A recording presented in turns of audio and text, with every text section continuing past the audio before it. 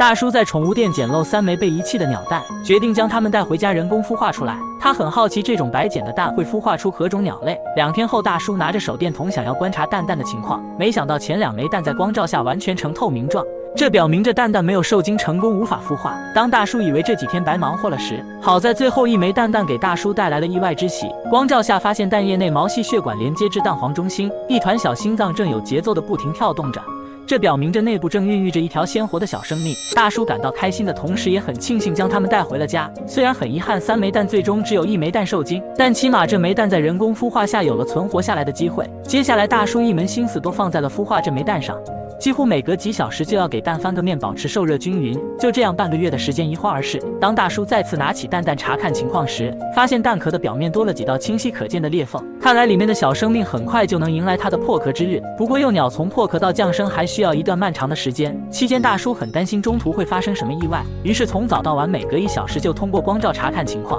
直到第2天清晨蛋壳被破开了一个小口。幼鸟似乎是感受到来自外界的新鲜空气，于是更加卖力地挣扎起来，想要挣脱蛋壳的束缚。很快，小家伙顶着半边蛋壳在大叔的手上出生，像是戴了顶小头盔似的，既滑稽又特别可爱。由于幼鸟经过长时间的挣扎已经有些力竭，于是大叔连忙帮他将剩余的蛋壳取了下来。这才发现它一身杂乱的黄色毛发模样居然有点丑，看起来像是一种黄色的鸟，又或是小鸡。仔细观察才发现它的样貌十分奇怪，大眼睛几乎占据了头部一半的大小，并且还有着2个大大的鼻孔，不免让人好奇它究竟是个什么品种的鸟类。虽然小家伙模样长得有些丑，但这也是他辛辛苦苦孵化出来的，最终还是决定将它照顾养大，没准就像丑小鸭那样是个大大的潜力股呢。随后大叔便精心调制了幼鸟通用的食物，用注射器小心翼翼一点点喂到幼鸟的嘴里。由于幼鸟十分配合，很顺利就完成了第1次的投喂。吃饱的幼鸟先是蹭了蹭大叔的手表达感谢后，这才躺在小窝里呼呼大睡起来。之后大叔每隔2小时就会投喂1次，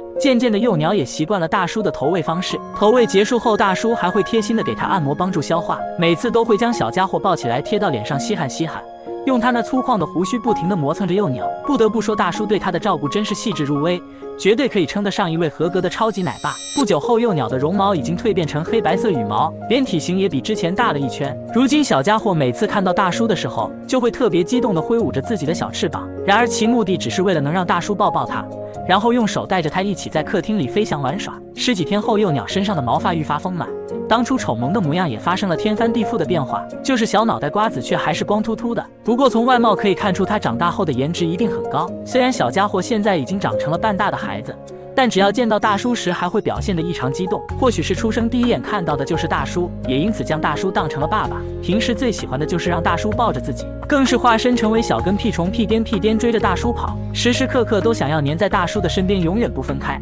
因此大叔成功收获了一个粘人的小妖精，对这个可爱亲人的小家伙爱不释手，不管走到哪里都会将这个小可爱带在身边。伴随着幼鸟渐渐长大，食物也从流食变成了豆子投喂，小家伙干起饭来也变得越来越积极。一段时间后，当我们在看到幼鸟的时候，它已经高高站在了屋顶上。原来这家伙竟是一只漂亮的鸽子，在阳光下自由地飞翔，像是个优雅的舞者，既特别美丽又透露出一股高贵的气质。大叔直呼自己真是捡到宝了。即便小家伙如今已经长大成年，却依旧像个孩子似的喜欢黏着大叔。难以想象眼前这只漂亮的鸽子，幼年时期却是一副丑萌的模样。果然小时候丑的东西一定要养大再看看，没准就像这只鸽子一样是个大大的潜力股呢。如果对动物故事感兴趣，可以来我的主页观看更多。